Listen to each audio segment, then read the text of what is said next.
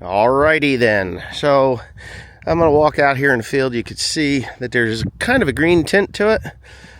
This was a soybean field that never saw any rain whatsoever during the entire summer. None.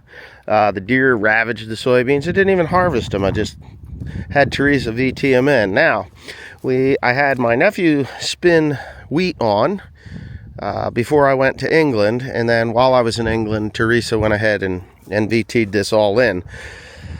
And it didn't rain then for a couple weeks, but I am starting to see some new wheat coming up here and there like that. It is coming. Not happy with the emergence, but what are you going to do? So what I'll do here is I will just dig in here a little bit. We ended up putting a fair amount, it's here, a fair amount of lime on this spring, something like 3-4 tons. So yeah, I mean, it's coming. It isn't. Oh, here's another one. So you can see them. They're coming. It did not rain until the other day. We got 4/10. I may be a little bit on the outskirts of the spread pattern. My nephew spread it, so he did use the GPS, but I don't know, for some reason I'm not even seeing seed really, but they're coming. Yeah, they're coming. The crazy thing is I put this in and our corn yields are extremely low, and you know, when you got bills to pay, you can't deal. You can see all the soybeans, they're big and fat, and they'll just become fertilizer for the wheat. I just would like to see some seed that is sprouting. I don't know what the hell happened to it, other than maybe he cut the rate back too far. This could just be a cover crop, I guess.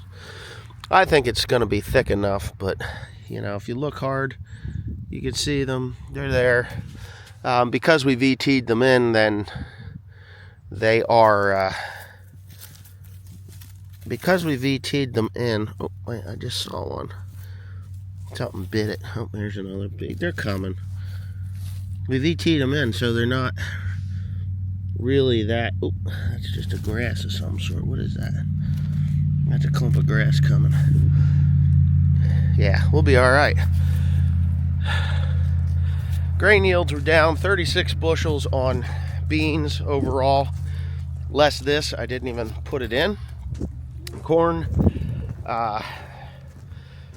very disappointing, but I'm in good corn now, which is it's all good corn, so it's gonna drag that yield up, and that's very important, to drag that yield up. It was at about 100 bushels to the acre, but now I'm in 170 and I got 200 acres to go. Drought sucks, and we are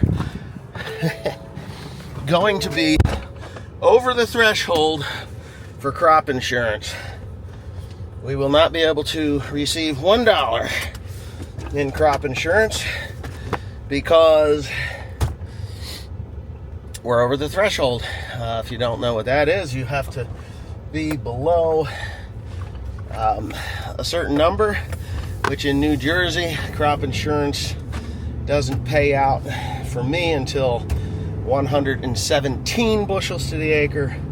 I got 225 acres. All right, I just pulled over here. This is one of the other farms. It's really close to to home. The wind is probably going to be bothering you a bit, so kind of ignore that. You can see out over it, it's got a green tint to it. Yeah, this looks like as good as any. You can see that it was drying up. I don't know if you can. Let me get my camera in the right spot. It was drying up terrible. The tips were done. There's a lot of seed sitting on top of the ground here, which is not great. I don't like to see that. What is this guy doing? There's a sprout here. Sprouted. I don't know what it's going to do, to be honest with you, because we have reached this point where it's either going to grow or it's not. I'd like to see. We did have 4/10 of an inch of rain on this. Why the hell I can't dig in there? You are getting some growth. What's this? No, that's a weed. Here's some seeds. So here's some seeds that were just, I don't know if you can see it, but they're just starting to sprout now. I think they should be farther along than that, but we cover them back up again and go for the, come on gimbal, cover them back up again, and hopefully they get a few days of sun and some warmth. But there's plenty of weed out there. It will be a crop, I'm pretty certain of that, because it was VT'd in. That's a different, you know, we didn't drill it. I didn't drill it. I didn't want to drill it. It takes too long to drill it. I wish we had got rain when I planted it back in September, but you know, beggars can't be choosers, and this is what we got. And because the corn yield is low and the bean yield was low and the interest rates are high, I'm going to need to harvest a portion of this, probably, you know, I'm going to pick out the best of what I've got and then go from there. So yeah, the best of what we've got. And if we don't get it, then we don't get it. That looks good down here though. Let me flip you around here. You can see it's green. You can see it's green. I'm not happy with it, but there's a lot of purple in it. So when it's purple, it's purple. And you can't really see it too well. It's kind of, not early morning, but it's kind of one of these. Okay, all right, this isn't good when you got things tore apart. Okay, as you can see, I'm attempting to pick corn here, or shell corn, or whatever the heck you want to call it these days. But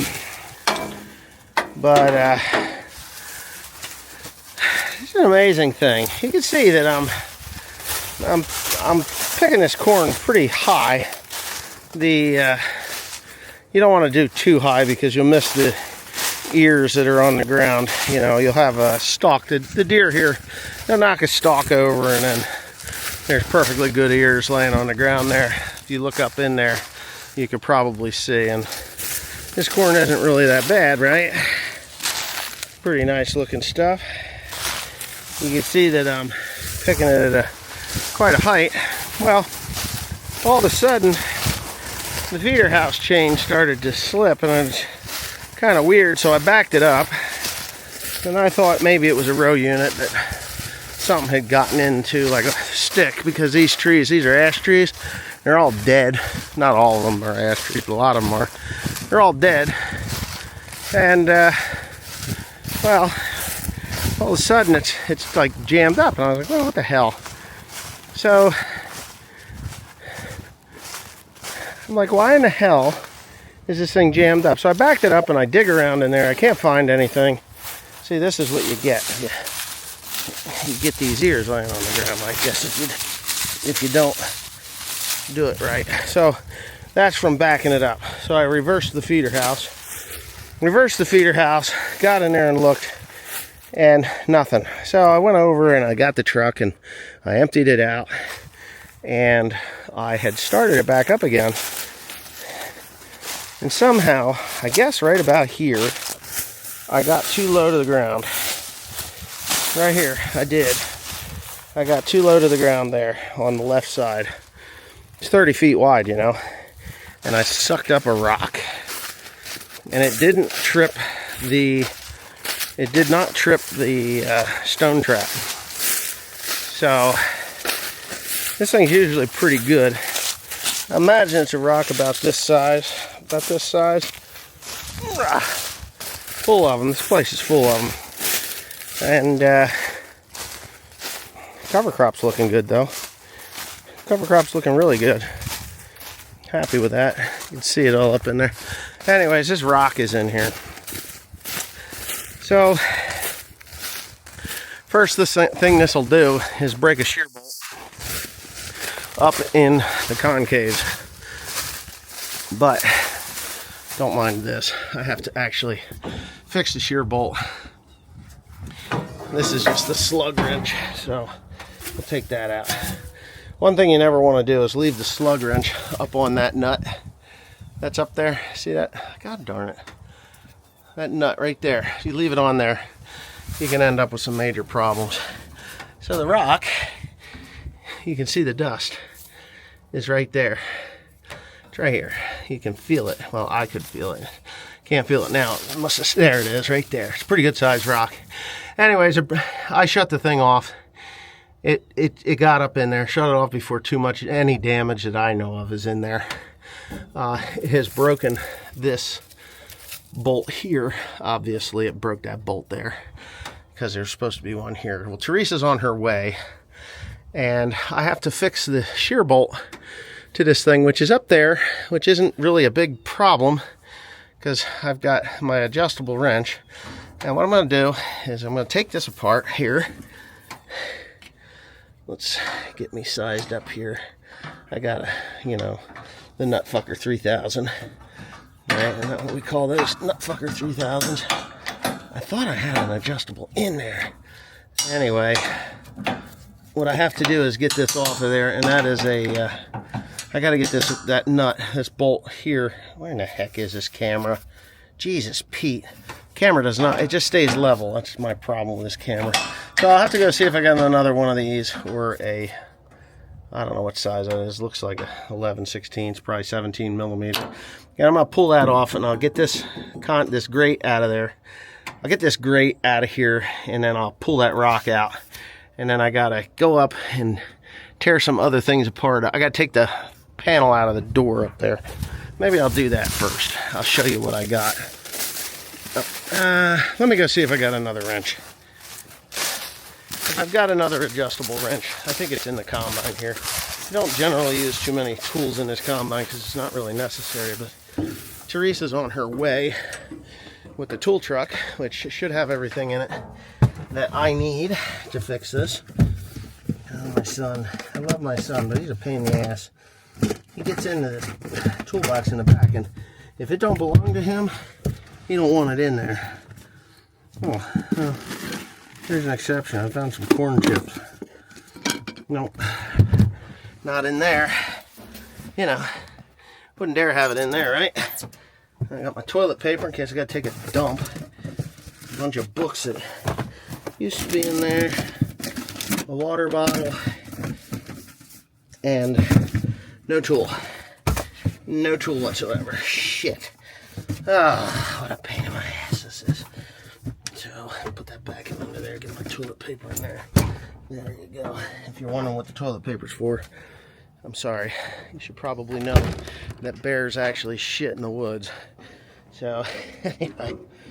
Oh, I'm gonna have to set the sensitivity on that stone trap up a little more. You get it too sensitive and it just snaps out. It'll snap out of place with too little of a. That's probably it. I hit a deer last night with this truck. Like that. Shit pisses me off. You know what else pisses me off? Locked doors. Why is that door locked? Let's see. No, of course not. I have to physically go do this. I know there's tools over here. Okay, asshole. I see them. I just need to get the right one. There's something in there. Anyway, I just gotta be able to. Yeah. Not in there. Oh my god. Fire extinguishers, which we do need. Oh, Jesus Christ. What is it? Tim? Alright, let me shut this off. You could move faster. No. I'm old, remember? Ancient. Huh? You're recording. Behave. You're recording? Yeah. Okay. Okay, so that's the okay so counter number 1. Yeah. Okay, so yeah, we are having problems. The grate, the bolts that hold the grate on my concaves is loose. I'm missing one, so I gotta put a new one in. Always pays to put one with a nylock in it. Don't buy the one, get the one that comes with the machine, because they're not locking nuts. Oops. Oh, come on. Good. So there was a rock, obviously. I'm going to show you the rock in a minute. But really all I'm doing here is refastening this one. I got the rock out, no damage. It just powdered it. This is like sandstone. It's a calcium limestone, but it's like sandstone. I'll show you what it looks like in a minute. And it got sucked up in there. Didn't do any damage that I could see. I don't see any metal shavings. It broke it did what it was supposed to do. It broke that shear bolt up and under there. Me and my lovely camera girl got to put back together, right, dear? Mm. What the hell's up my ass? Nothing? Tire? Probably. What's that? Yep. Boom. Boom, boom. No wonder our parents let us listen to the radio. Right, Ma? Mm. Come on, come on, come on. You ain't that... You won't be a permanent fixture. What? Okay.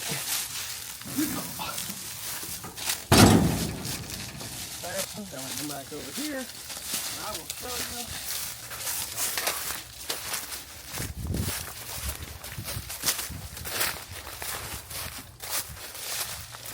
This rod. See how it was just turning it to dust? This is like it's a sandstone, but I know it's calcium. It's lime, it's shitty lime, but there's kilns all through this area. There's kilns all through this area, so I always called it slaked lime, but it's slaked lime, S-L-A-K-E-D, slate. That was a burning process. They would take all that lime, rocks, yeah, put wood, layers of wood, coal if they had it, mostly rock, wood though, and they would set that on fire.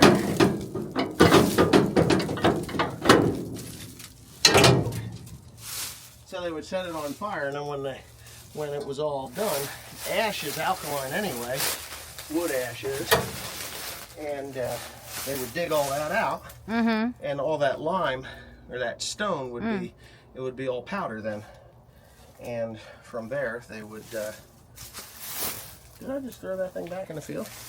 The what? That rock, or did I chuck it in the woods? I chucked it over there by the woods. Oh, you did? Yeah. So anyways, then they would spread that. It's very good quality. It's very good lime when you do that way. It's the old-fashioned way of doing it, you know?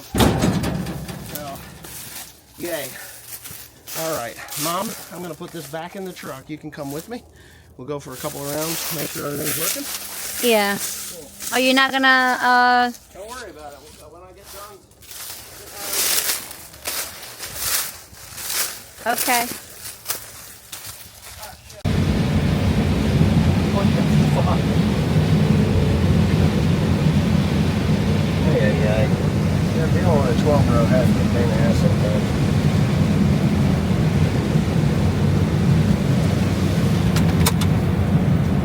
Why is it that we're one little off? You don't have your seatbelt on, do you? No, I didn't. You just about went into the window. Right, come on. Not nice. It's not that I'm not nice. You don't understand the importance of a seatbelt. Well, you don't have a seatbelt yourself. There's none in here. This seat doesn't have one. Or I would have it on. Of course, I got this big thing in front of me called the steering wheel, and that helps. So this is the rockiest of the fields. This one and the next one up. Rocky. It's stony. Very difficult to get the seed in the ground. And then when it dries up for a while, it don't grow too good. But the deer came in off the mountain here. The deer came in off the mountain and they ate it. Right? Yeah. Deer suck. Right? Big time. They do. Deer will bankrupt you. If you're not careful, you can get in over your skis pretty easy.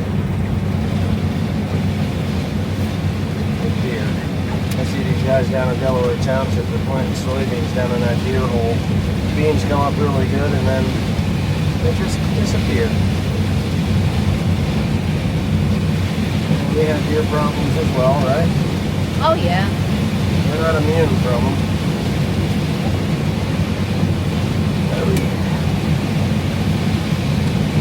Anyway, this is not a good field. The field that over there ended up being like 190.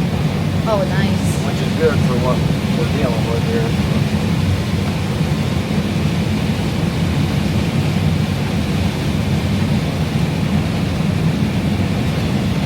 I think they get into a fight out in the middle of this field and then they knock a bunch of corn over. Wildlife's a pain in the ass. I think the guys out in the Midwest, they wouldn't even be able to farm it out here. It would be like, fuck this. Let's go back to Minnesota. You know? Farming in New Jersey is difficult. Wouldn't you say so? Yeah. It is. I mean, it's difficult farming everywhere, don't get me wrong, but when you're dealing with the things that we deal with on top of the regular farming crap, it's... Well, we don't have tornadoes.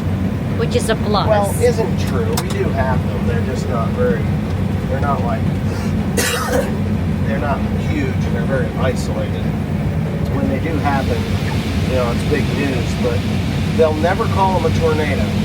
They'll call them shear wind or cyclone or something else, you know, but they'll never, straight line winds, that's what they'll call them, straight line winds or shear winds, when the reality is you got people with pictures of damn things and they're definitely cone-shaped and coming down from the above, right? Yeah.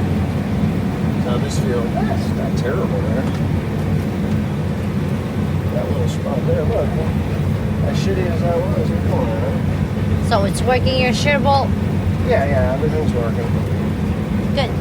Hallelujah. There's a joystick. All you gotta do is use it with your thumb. I've been using the joystick earlier. Okay.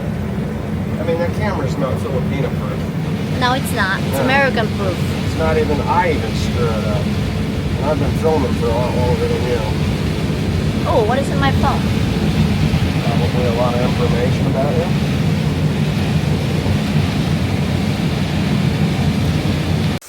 So this is the mountain ground that I do. This is 35 miles away from the farm. Probably as the crow flies, 25. But we flew on cover crop here. This is actually a park. This is the Point Mountain Reserve.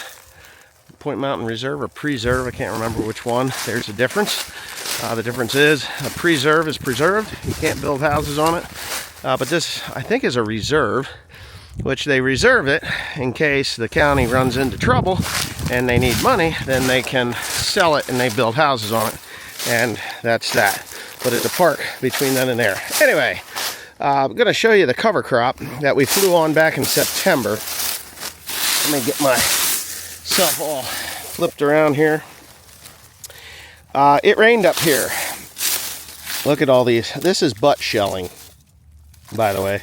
Too many kernels here. It's so dry. It's butt shelling. There's nothing I can do about it. I've slowed the feeder house all the way down, and that's it. But that's it. There's crimson clover in here. There's some clover, crimson clover, rye, 2 different types of rye, cereal and annual. And that rye is going to, if you don't understand what I'm doing here with it, is what that does is it mineralizes the nutrients that are in the soil. So I've talked about this extensively, and if you haven't been living under a rock, you will know that, and I know the grumpy farmer, he does not like RFK Jr. I like RFK Jr., and we're going to talk about him a little bit because he is a regenerative ag guy. He has said that he is not looking to ban herbicides or anything like that. He just wants to bring awareness to the negative impacts of it and expose some of the better ways of actually farming. I've been doing regenerative ag now for 4 years. I do a hybrid system. I don't do the Joel Salatin thing. You know, I just can't. I'm on a much larger scale than that guy could ever imagine to be, and I don't have the animals, so I kind of have to mimic them.